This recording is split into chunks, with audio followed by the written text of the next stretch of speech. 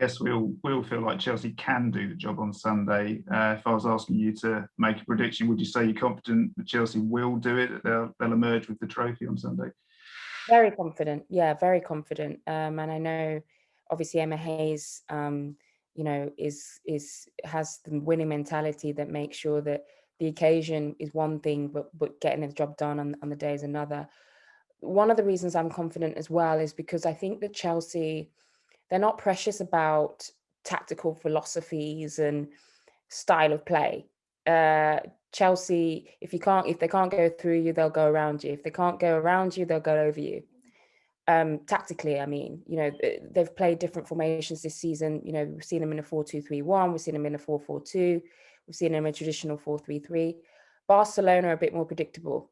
We already know Barcelona are going to possess the ball.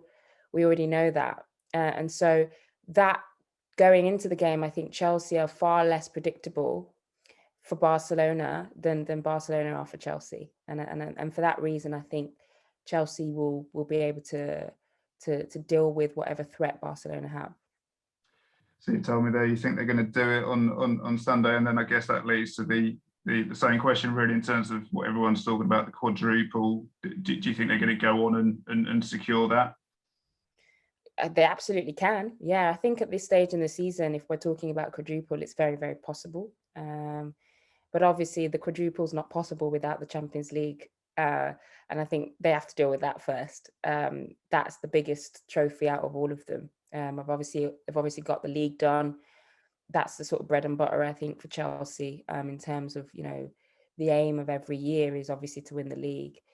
But we can't talk about quadruple without talking about winning the Champions League. And that's the $1 million question. So we've talked a little bit about the nuances of Chelsea, their unpredictability, tactical flexibility, as you say. If you were sort of to sum up this current Chelsea side, they've made history already, that they're on the brink of more. How would you do that? How would you sort of sum up what this Chelsea side are?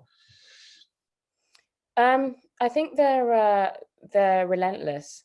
Their pursuit of winning is relentless and has been for a long time, actually. I left in 2018.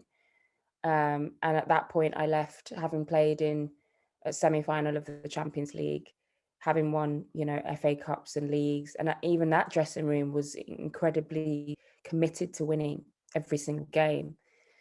Fast forward 3 years, that hasn't changed. And so the winning mentality has just been fostered throughout the years. So they're relentless, and even in adversity in games, they know how to get it done. So they're a really different animal, I think, to deal with. And for me, the best team in the world right now with the best players in the world. And if you could just kind of do the same for Emma Hayes, from your experience working under her, I guess, sort of sum her up, what it is that makes her so effective as a manager. I think she's so effective because she's a visionary. I'm not lying when I say Emma Hayes predicted this 9 years ago. When I first signed for Chelsea in 2012, we had a really bad season and we were really bad. And I remember Emma Hayes distinctly saying to me, we will bring in better players, we'll bring in better internationals, and we will win trophies. And throughout that journey, she's always looked at the Champions League as, a big aim. So she's a visionary that executes her vision. We can all talk, big pies in the sky ideas in football. It's the execution that's the most important thing. And so she's been able to set a vision. She's been able to execute and recruit the players needed to execute that vision. And now, 10 years later, she's also been able to manage the relationship with the club to support that vision, which is very, very important in women's football. And now she's there. And now really they've just got across that finish line.